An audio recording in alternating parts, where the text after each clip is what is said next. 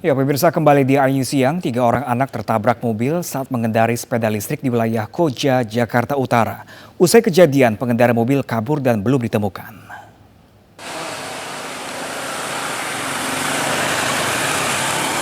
Lalai dari pengawasan orang tua, 3 bocah di bawah umur mengalami kecelakaan lalu lintas saat mengendarai sepeda listrik di Jalan Inspeksi Kalisunter, Jakarta Utara, Senin sore. Menurut saksi mata, ketiganya sempat keluar jalur ke bahu jalan, lalu melaju kencang ke jalan yang berlawanan arah. Naas, sebuah mobil yang juga melaju kencang menabrak mereka. Korban langsung dilarikan ke rumah sakit untuk menjalani perawatan karena mengalami patah tulang pada kaki. Turun dari aspal dia, turun dari aspal begitu naik, mobil nggak tahu mobil apa itu pokoknya. Kayaknya Grab. Begitu lewat dia ngadu ke gua aja cara gitu. Nabrak mobil? Nabrak mobil dia. Sama-sama kenceng lah. Oh, sama-sama kenceng. Ya posisi sedang jalan begini nih mobil nih jalan. Dihajar itu. Sama-sama ngadu ke gua pinggir. Satu orang tua korban mengaku tidak mengetahui bahwa anaknya sering menyewa sepeda listrik. Ya saya juga kurang tahu, baru ini saya Pak. Itu motor sewa gitu Bu ya? Ya, Sekarang anaknya dirawat Bu? dirawat. Usai kejadian, pengendara mobil kabur dan belum diketahui keberadaannya. Dari Jakarta, Vendra Kurniawan, iNews melaporkan.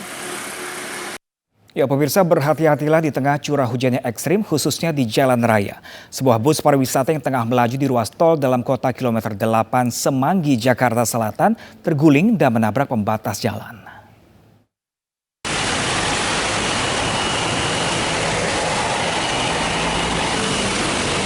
Sebuah bus pariwisata dengan bernomor polisi AB7069BK terguling di ruas tol kilometer 8 Jakarta Selasa pagi.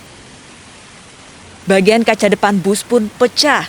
Curah hujan yang tinggi sejak beberapa hari terakhir membuat para pengendara harus ekstra hati-hati. Pasalnya, diduga supir bus terkejut saat melihat pembatas kontraflow yang berada di tol. Lagi di kanan Pak, itu apa? Ada lagi pemadaman kurkun depan kaget, bawang kiri. Ini bis ini dari arah mana mau kemana Pak? Mau ngejemput daerah Pik Pak. Ada korban nggak Pak? Atau ada penumpang nggak Pak? Ada. Kosong Pak.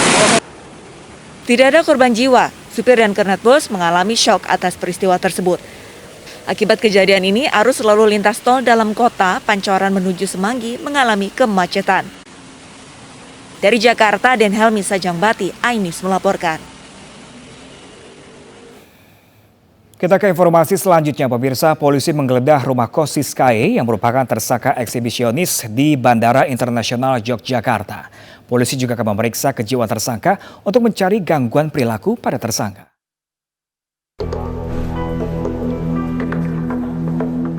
Tim penyidik Subdit Cyber Ditreskrimsus Polda DI Yogyakarta menggeledah rumah indekos Siskae.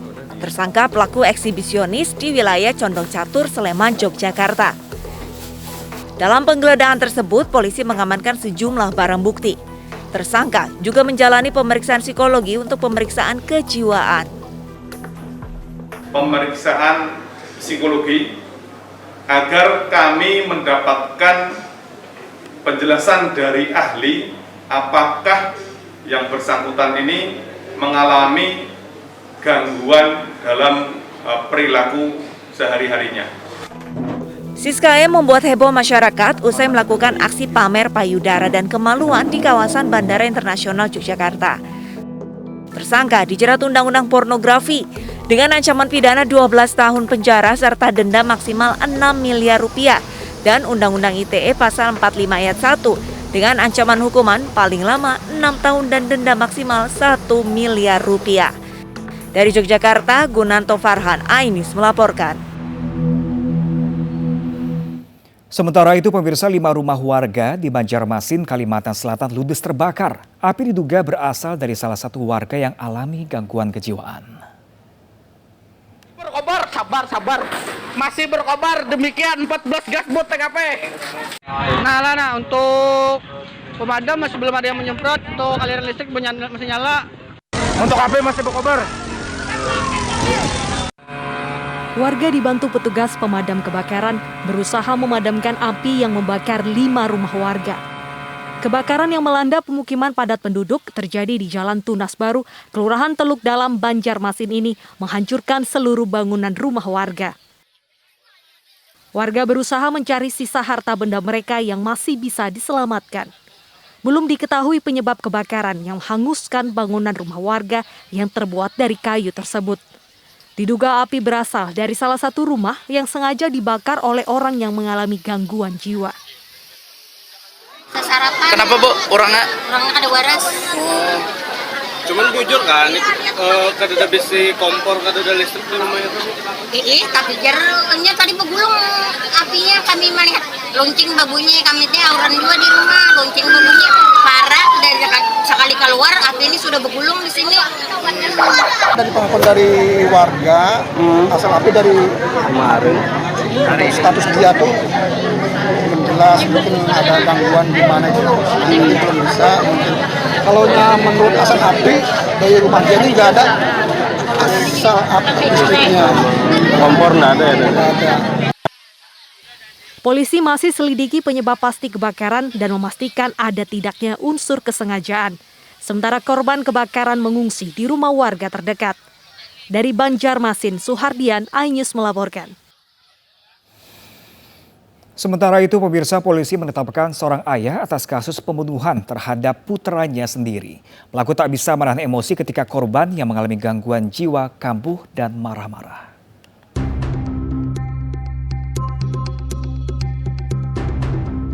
Polres Bungo berhasil mengungkap misteri kematian Dodi, korban dengan gangguan jiwa. Mayat korban ditemukan dengan kondisi tangan dan kaki terikat di dalam waduk irigasi Desa Mulia Jaya, Kabupaten Bungo, Jambi, Jumat lalu. Tersangka pembunuhan adalah ayah korban Kusnadi serta adiknya bernama Ujang. Kedua pelaku membuang korban ke dalam waduk irigasi dalam kondisi hidup. Korban meninggal akibat kekurangan oksigen. Sebelum dibuang, korban selama beberapa hari tidak diberi makan dan minum oleh pelaku. Motif dibalik pembunuhan ini lantaran ayah korban kesal terhadap penyakit korban yang sering kambuh, yaitu suka mengamuk sendiri.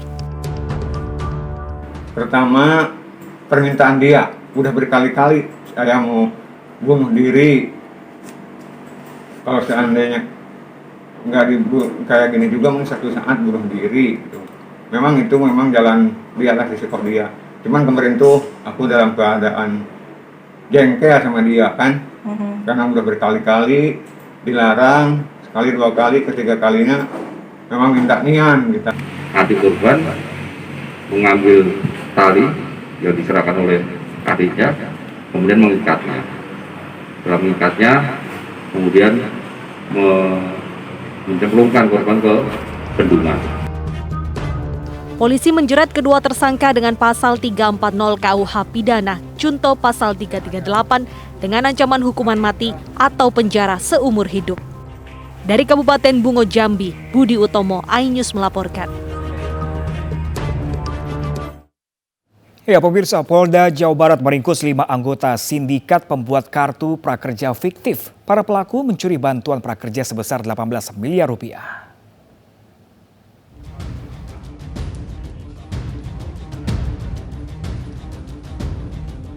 Petugas Direktorat Reserse Kriminal Khusus Polda Jawa Barat menggelar barang bukti atas kasus dugaan pembobolan database kependudukan dari laman BPJS Ketenagakerjaan.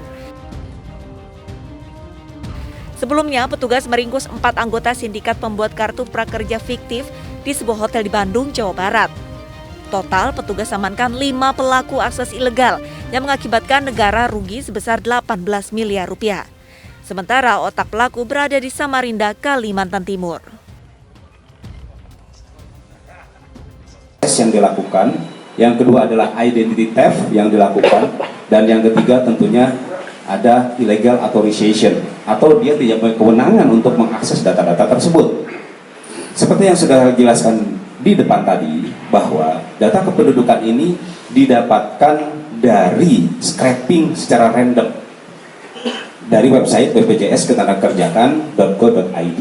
Jadi itu selaku hacker, dia membuat skrip untuk scraping ya secara random dengan data NIK dan KK dari website BPJS Ketenagakerjaan.go.id. Penangkapan kelima tersangka berawal dari informasi adanya kebocoran data kependudukan yang disalahgunakan dan diperjualbelikan secara bebas. Para pelaku akan dijerat dengan Undang-Undang ITE dan kependudukan dengan ancaman maksimal 12 tahun penjara. Dari Bandung, Jawa Barat, Mujib Prayitno, Ainis melaporkan. Dari Jawa Barat, pemirsa, kita beralih ke Jawa Tengah. Pasangan Raja dan Ratu Keraton Agung Sejagat yang sempat menghebohkan publik pada awal tahun kembali ditangkap tim intelijen Kejaksaan Negeri Purworejo, Jawa Tengah. Keduanya ditahan kembali untuk melanjutkan sisa masa tahanan.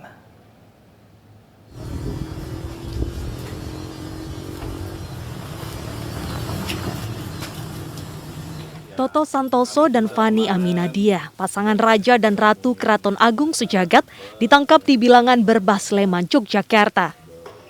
Berdasarkan putusan Mahkamah Agung, kedua terpidana kembali melanjutkan sisa hukuman di Rutan Purworejo sesuai dengan masa hukuman masing-masing. Keduanya keluar dari rutan kelas 2B Purworejo pada tanggal 14 Maret 2021 lalu, maka sisa masa tahanan untuk terpidana Toto Santoso yang harus dijalani tersisa 2 tahun 10 bulan, sementara sisa masa tahanan terpidana Fani Aminadia 4 bulan penjara. Sebelum ditahan, keduanya menjalani pemeriksaan COVID-19 dan hasilnya negatif. 6 Desember tahun 2021, Kejaksaan Negeri Purworejo telah dapat mengamankan, menangkap, dan selanjutnya melaksanakan putusan dari Mahkamah Agung Republik Indonesia. Toto Santoso dan Fani Aminadia menjadi sorotan setelah mendeklarasikan Keraton Agung Sejagat di Desa Pogung, Juru Tengah, Purworejo, Jawa Tengah. Mereka mengklaim sebagai penerus kerajaan Majapahit. Polisi pun menangkap mereka pada tanggal 14 Januari lalu terkait penyebaran berita bohong. Dari Purworejo, Jawa Tengah, Johartoyo, iNews melaporkan. Pemirsa, sebuah gudang penyimpanan limbah puskesmas di Lamongan, Jawa Timur terbakar. Api diduga berasal dari korsleting AC. Selengkapnya sesaat lagi, pemirsa, tetaplah bersama kami di iNews.